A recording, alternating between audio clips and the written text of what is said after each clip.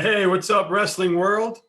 A little bit of just a few minutes behind here, but that's okay. I'm usually later getting on than this, so don't worry. Uh, I'm here with another amazing, unbelievable wrestling mind in our country. He is the head coach at Chattanooga. I think we affectionately say UTC, right, Coach? Yes, sir. Yeah.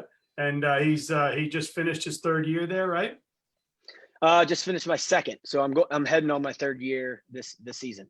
Nice. Well, he spent 7 years as an assistant coach at his alma mater over at Wisconsin. And he also, like I said, his alma mater. So he wrestled there, and he was a two-time All-American, 2014 national team, national NCAA qualifier. He was a Pan American champion and a national team member. Did I say that all right? Yeah. 2014, I was on the national team, took third in the freestyle circuit, but I graduated 2010. So, okay, so two-time All-American back in 2010. All right. I was trying to read my own handwriting. I have that problem myself. It was terrible. Oh, it's funny. But man, well, anyway, we got UTC head coach here. Obviously, another amazing program in the SoCon. We've had a few of you guys on. I've had Campbell, I've had App State, and now you guys are doing obviously amazing things out there at UTC and in the SoCon. But first things first, man, this COVID thing has really affected everybody, huh? Absolutely. First off, all the kids, right? I don't know how to express how I feel for the three guys that we had qualify for the national tournament. They won't get that experience back. They won't have that opportunity. Yeah, they'll get next year, but they don't gain that experience that they would have gotten this year. Walking on that national floor for the first time is something special, and that's something that you'll always remember, and they won't get it back. And then ever since then, we haven't really seen them. And I miss my guys, and I know they miss each other, and I know they miss working out, and we do our weekly Zooms, but it's not the same. Getting our hands on them, being there, joking around. That's what makes wrestling really special. We're lucky that we're moving towards the direction where our guys can start to come back and get at least lifts and conditions in. And so they're really excited about that, but they've been itching since late March to get back, and it's crazy. Yeah, it seems like we swung the doors wide open and we let people out. Now it's kind of, things are on the brink, right? Of we're seeing a lot of things spike up, but who knows? Hopefully we get this under control and kids can get back out there and get into these rooms and get wrestling again. I know I've seen some camps going on. I know the rest of the country is getting hit, but possibly not as hard right now as we are down here in Florida. So you're seeing some cool things going on. I talked to a few coaches that have been in some club rooms, and they said you're starting to see like these sprayers installed where they kind of like shoot. It's almost like a Miss 10 at the carnival, right? But yeah, absolutely. Yeah, so we had somebody come in. He was from Atlanta. He wrestled, I want to say, North Carolina or Central Michigan, and he's working with this company, and he wanted to get UTC to purchase it. And he came in and did it for free, and it's a big mister, and it takes 5 minutes to walk around our entire room and everything, but it's supposed to sanitize it for 7 days, and it's supposed to wrap around the ropes in the room and get between the cracks in the mat and everything. And so we're going to look at doing some special stuff like that to make sure our guys are safe. That's number one, is making sure these guys are safe. But then let's get them back as soon as we know that they're safe, Yeah, for sure. And I mean, who knows what works until it works, I guess, right? So exactly. We'll cross our fingers and hope and see what happens. Well, hey, so man, tell us about Chattanooga wrestling and your culture, philosophy, what you've been doing there the last couple of years, building that program up. You obviously have some real good kids in the room. You guys are right in the top 3 every year in the SoCon, which has become a really good conference. So what are you doing? So I built off of what Heath Esslinger was doing. He was the head coach here for nine years, I believe. And I originally came down here to coach with him, learn from him, and do some special stuff. But he walked away and went a different route. But I took the quality of kids aspect of the people that he brought into the program, kids that are going to be great off the mat, but when they step on it, they're going to be warriors, right? And we kind of built off that. We've had underclassmen. I think last year we had 8 sophomores in our starting lineup. The year before that, we had 6 or 7 freshmen. Those guys bumped up, right? And so we've been very young the last couple of years. So the main thing that we've been instilling in these guys, because a lot of them are from the South, a lot of them are from Tennessee, is our expectation to win, right? So I think we've the first couple of years we might have taken a back seat to some high level athletes, and so now that they're the quality of kids that I want to be coaching, it's all right. Your expectations have to increase. You have to go out there and expect to win. Your training has to go up so you can rely and have that confidence. And the 4 things, honestly, this COVID has really allowed us as coaches to sit back and say, all right, what are the athletes have to be great at? And I'm just reading off our own philosophy that we kind of created and we want our guys to pursue every single practice, every single day, is pressure, position, motion, and then get off your knees. Like in any area of wrestling, that's what we have to hit every day in practice. You got to pressure this guy, you got to out position him, and you got to move. And then for us finishing, for me particularly, it's, hey, get off your knees. You're an athlete when you're on your feet, right? And so those are the 4 philosophies in our wrestling room that we preach, and we're going to be on these guys. And I think if we do those 4 things, they're going to have that confidence when they walk on the mat, and their expectation to win is going to increase. And so that's been the big thing that we've kind of worked on the last 2 going on 3 years now, is that expectation of, hey, I'm going to go out there and I'm going to beat anybody in the country, anybody in the world. And if they do those 4 things really well, they probably will. Yeah. And what do you think how much of a benefit do you think it'll be for you to kind of bring in that Big Ten mindset, being that you wrestled the Big Ten, you lived through that gauntlet, and now you can kind of bring that culture and that kind of feel into Chattanooga? I think it benefits a lot just because the guys know I've been there. I don't think you always have to as a coach, but I'm not too far out from wrestling. Yeah, I wrestled college in 2010, so it's been a decade now, but I wrestled all the way up until 2 summers ago. I wrestled and qualified for the world team trials, and they know, okay, the coach knows what he's talking about. He's been in the fight. He's been in the position of, hey, we're fighting for every single point. That's like our little motto that I kind of created, is every single point, every single position we're fighting for. It's a fight. And so they can really trust my words because they know I've been there.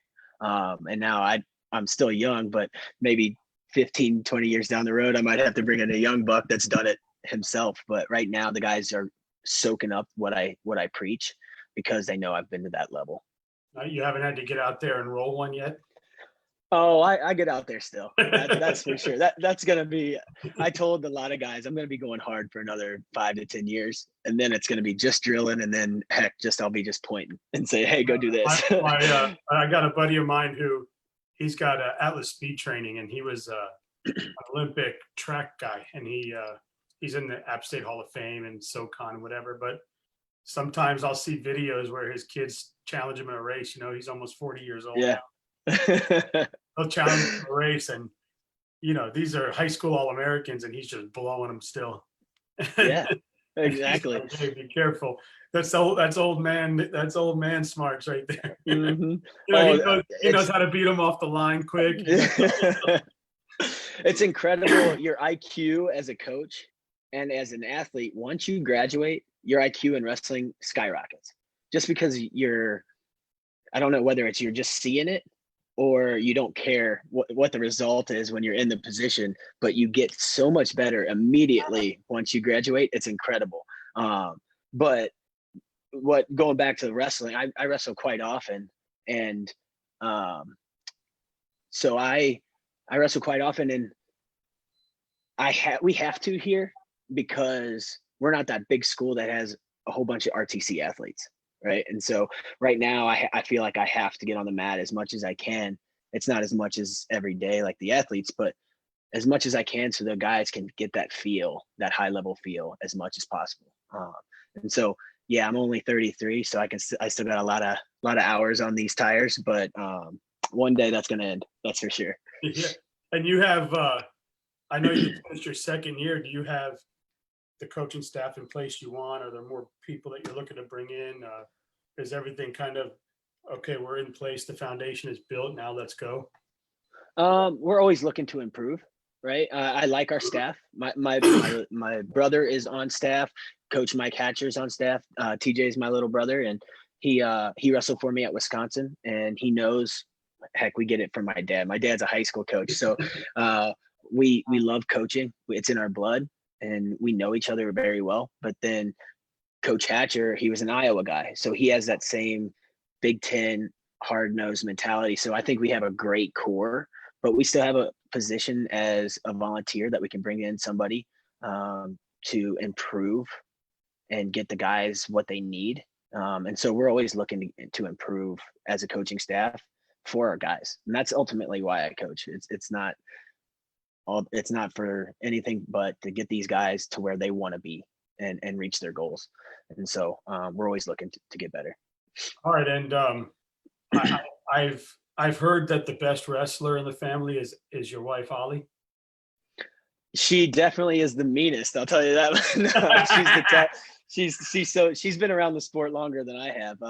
Her dad is the announcer on Big Ten Network and ESPN for wrestling. And so she's known wrestling and been around coaches, and she's just more popular in the scene than I am. It seems like sometimes. And so it's crazy, but it's having her as my wife and my partner is awesome. And she totally gets it. And she'll be there to help the guys if they get sick or if they need anything. Like, it's that mother figure that might be around the guys that they might not get anywhere else. And so we definitely are, I believe, a dynamic duo when it comes to a head coach and his wife, because she really cares about these guys and wants to see them win, but also taken care of off the mat. And so that's what we try to provide for sure. But yeah, she it's crazy. She'll be like doing the online part of it for Instagram Live or whatever, and she'll be yelling single leg or like an actual setup, or she'll come by and practice doing some of the social media, and she goes, well, what kind of finishes were you teaching on that single leg? I'm like, shut up and just say single leg finishes. And so it's awesome. She's gonna get out there and whoop them herself, huh? She would. She would. That's awesome. And I guess your dad was Kentucky High School Coach of the Year. I believe he was. Yeah. So he finally won his first state title in big duels, right? So in Kentucky, they just do one state tournament and then state champ, but they split the dual meets. So he won his first state title, and he's the last one in the family to win a state title. He's never won one. And he's been in wrestling the longest, right? Definitely. He's taken second like 4 or 5 times. And when I was in high school, we took second. When TJ was in high school, he took second. And my older brother won a state title with the middle school. And so my dad's finally got one, and he has a lot of sophomores going to be juniors too. So I hope he continues and gets a couple more. He's got a high expectation for his kids, because he's always had it for me. And so he's enjoying himself, especially these last couple of years. He doesn't have too many left, so he's just definitely enjoying it. Awesome, man. Bud is messaging. He said Big Tim may kick his ass. That's true. That's true. So it's crazy is my dad is 6'1". He's lost some weight now, but about 250, 260. And my older brother's a spitting image of him. 6 foot, 250, 260. And then me and TJ are these wiry 5'10" guys, 170 pounds. So they definitely could kick our butts, but we just got to outlast them. That's what we've learned hand fight them to death. Well, hey man, your dad is welcome on the show anytime. You can share my link Awesome. with them. I'd love to. I've been getting some cool high school stuff from Florida. I got a lot of high school stuff, but from around the country, I'm starting to get some really cool high school coaches in. I've got Corey Connell from Iowa City High School coming on today, so it's been fun. But hey, so I know that you're doing a hell of a job recruiting there, especially in the Southeast. I know you got one of our 3-timers down here in coming up there, Noah Castillo. I had him on, and he's just totally stoked to get out there and start the next step and next phase in his life. And but talk about what you're looking for in an athlete, and tangibles, kind of when you're on the recruiting trail. You know, what kind of athlete are you looking for? Yeah. So just my philosophy when it comes to recruiting is, one, where we're at right now, our heart and soul has to be in the South. So a lot of times we're looking just locally, Tennessee, Georgia, Florida, the Southeast area. There's plenty of kids in these areas right now that we can recruit from. Heck, and that's the kind of kid I want to recruit, really, is a Southern guy. I was from Kentucky, and a lot of times we don't get that respect around the nation in wrestling. And so those kids that have a little bit of chip on their shoulder that say, hey, I'm just as good as anybody else, and maybe they haven't hit that peak yet. Those are the kids that fire me up and recruiting. But our heart and soul has to definitely be in the South, and then cherry pick some kids from Midwest, California, PA, but majority have to be in the South. But the type of kid is, one, they have to love wrestling. If they don't love it, that means they're not going to come in and look to learn and have a positive attitude, or they might not even listen to you as a coach. They're not going to be coachable. And so they have to have that drive, desire, and just passion for the sport. And then just good quality kids, right? And so we definitely talk to family members. We talk to coaches and say, hey, who is this kid? What type of person is he? Is he going to help his teammate, or is he just going to keep on pushing him down and not really help your team get better, right? And so just the quality of the human being, and then that passion for wrestling. And then I think everything else we can fix, right? The technique we can fix. If a kid wrestles hard, that's pretty easy, right? You just encourage that, and then we just fix their technique. And then as long as they're doing their studies off the mat and looking to be successful, and they're not creating any trouble, that's what we look for. That's what I tell them is, hey, if you really care about the sport, you're going to find ways to be in this wrestling room. If you don't go to class, you don't get in the wrestling room. If you're doing stupid stuff off the mat, you don't get in the wrestling room. So if you really love the sport, you're going to find ways to come in this wrestling room. Nice. So we keep it pretty simple. Yeah, and I was going to ask you that first. George McIntyre said, Kyle and I were supposed to meet this morning so I could pick those big blueberries. Yeah, we were. I got in a little fender bender last week, and so I had to ride up with TJ. We're going to my dad's 4th of July party. He throws a big one every summer, and it's a good opportunity for our whole family to get together, because we don't do that too often, especially with wrestling season. Thanksgiving and Christmas is always short. So yeah, I get to come up here. But yeah, George and I were supposed to meet today, and I was like, I got to hop in the car with TJ. Sorry. He said he's got plenty of them. So early next week, we're going to meet up, and I'm going to get some of those blueberries. That's for sure. Cool. Yeah. And Coach Chuck Morris giving you a shout out, saying you're building a real program. Great dude. So yeah, we're trying our hardest, and watch out for the SoCon. We're coming. A lot of coaches are doing great jobs, and we're always improving, and we're attacking those bigger schools. And I think over the next couple of years, we're going to make a lot of noise as a conference. And so I think Chattanooga is going to be the one to beat, though. I like it. Well, obviously when you're recruiting a kid, you're recruiting a parent as well. And I know you mentioned it a little bit, but what the kid is going, yeah, I just want to wrestle. But the parents going, okay, well, academically, what are you going to do for my kid? How are you going to make sure he stays focused that direction as well? So we took kind of the philosophy that Coach Barry Davis had at the University of Wisconsin. Wisconsin wasn't an easy school. It's I think a top 15, 17 university in the country. And so academics are very rigorous, right? And so we take that same philosophy here is, hey, we're going to be on top of you with your studies. Our academic services are great. And the perfect thing about Chattanooga is everybody has ties with wrestling. It's amazing. Our academic advisor married a UTC wrestling alumni. And so she knows how to get on these guys and kick them in the pants when they need it. But what we do is we do study hours. 2 of those hours every week is for everybody, no matter what your GPA is.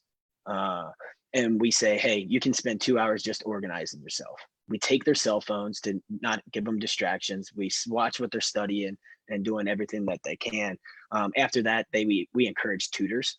And so, hey, if you get a tutor, that's an hour, right? And so freshmen coming in, that's 8 hours. And then based off their GPA is how many hours they have to get a week.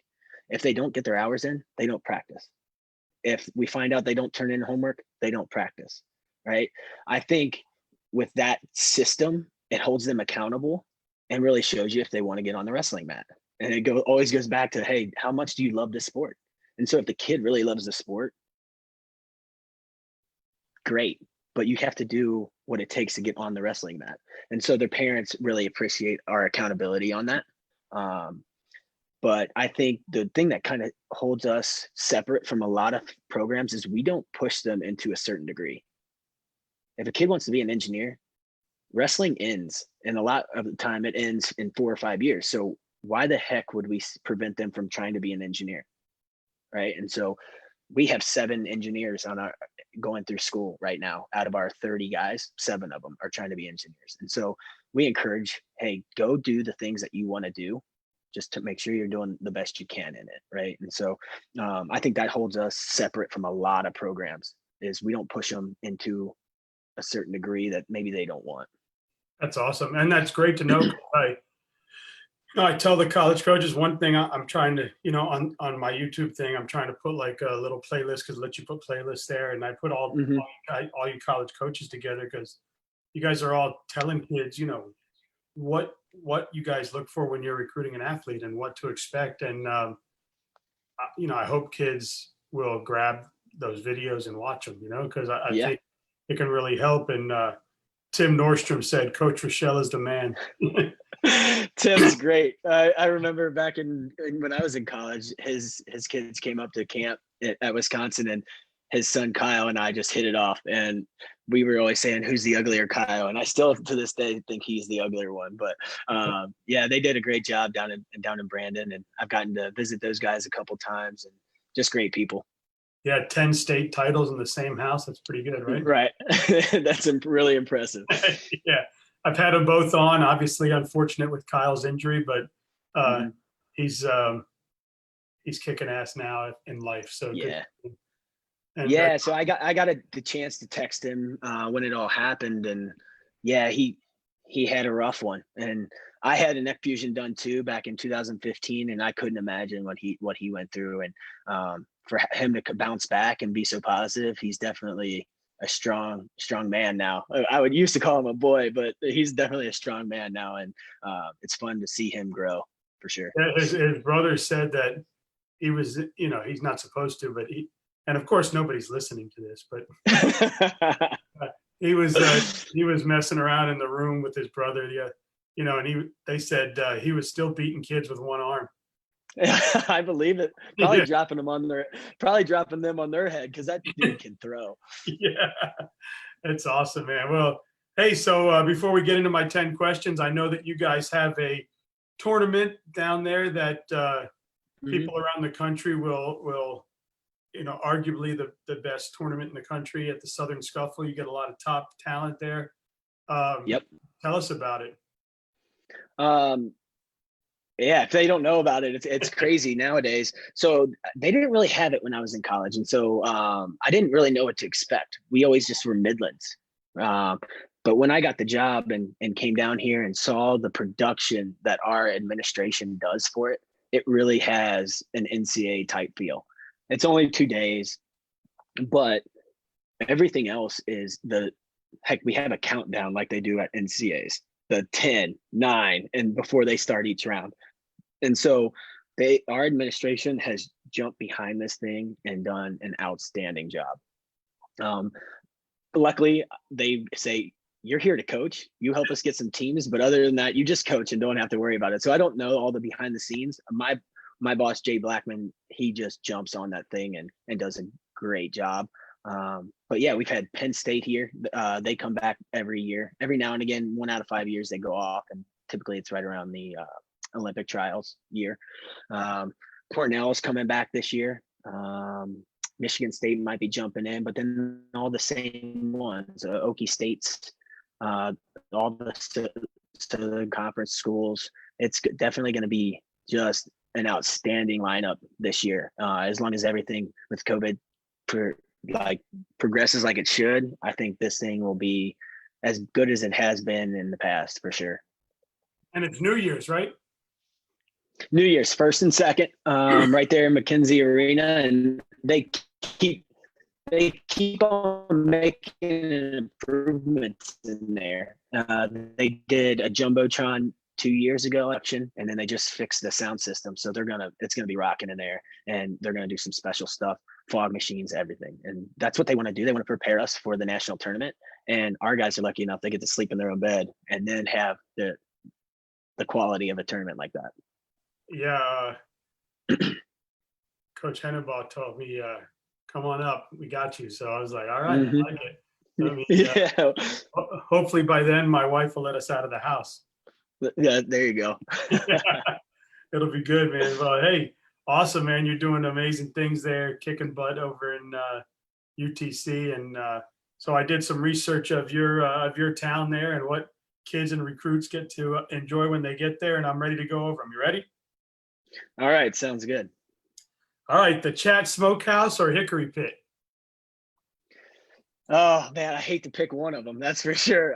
But the Smokehouse for me. It's definitely it just fits me, and both places are good, and you don't lose. How does that Tennessee barbecue compare to your Kentucky barbecue? I don't know. I didn't really eat too much barbecue when I was growing up. It's crazy. I think Cincinnati. I'm so much I was basically raised in. I got so much crap for this when I was in college, and it was like, I'm basically from Cincinnati, and they're like, but that's Ohio. You can't say that. I'm like, everything that we got, the news, everything, food was Cincinnati type food. So we didn't really get too much barbecue. We did steaks and that type of stuff, but not like Southern barbecue. And so Tennessee wins. You're happy to get it now. All the time. So I would say at least once or twice a week. Now that I don't have to worry about weight and I get it all the time. It's great. That's awesome. So the Chattanooga Zoo or the Tennessee Aquarium? Aquarium.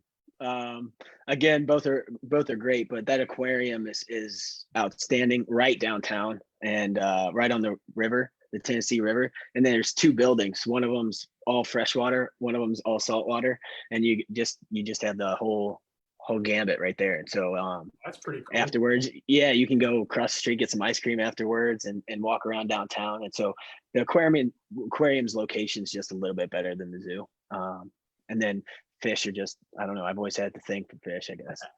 I like it. All right, Slicks or Urban Stack? That's a tough one. Urban Stacks. Rock City Rock City or what? Or Ruby Falls? Rock City. Just because there's like a castle up there and there's some a little more history. Now, Ruby Falls, you got to go down in this tunnel and that type of stuff. And I honestly haven't been to Ruby Falls, but my little sister went down and she said it was really tight and claustrophobic. So I'm like, oh, which is crazy because wrestling, I'm not too claustrophobic at all. But if I get in a combined space, maybe I just get a little nervous and sweaty. So I haven't actually been down to that one, but I've been to Rock City several times and I actually enjoy that. Scott Tobia just said, Skyline or Gold Star? Skyline. That's a definite. Skyline 100%. My whole family, except for my dad, says Skyline 100%. And then there's another one that we like that's not so mainstream. It's Dixie Chili. That's the one that if we're around one, we stop as a family. And he, my dad included, he's like, yep, Dixie Chili's the one. But the majority of our family, including myself, every time I go home, I have a couple cheese conies. So Skyline will be hit up this weekend. All right. South Side or Loopy's Pizza? South Side. Creative, Discovery Museum, or Museum of American Art? I'm gonna defer on this one. I haven't been to either one of them. The art one is pretty cool. Huh? St. John's or the Public House? Public House. The Chattanooga Market or the Winnebago Amusement Park?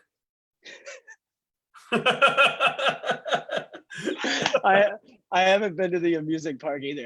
I'm not a big amusement park guy. So the first one. The name is like this long. Let's see. The Fairyland Caverns or the Raccoon Mountain Caverns? Man, I need to get out a little bit more. I don't think I've been to either one of those two. That's either. okay. The Cats or the Cardinals? I got another one coming to you from Scott Tobia. The Cats or the Cardinals? Cats or the Cardinals. What do you? The Cats or the Cardinals? Kentucky or Louisville or? Oh yeah, or St. Louis God. Or? I gotta say it. Yeah, it's Louisville versus Kentucky. See, my little sister goes to Louisville, but CATS, cats. There you go. All right. So now I saw in Tennessee, there's two foods that people are just dying over. One's called hot fried chicken, and the other one is called catfish.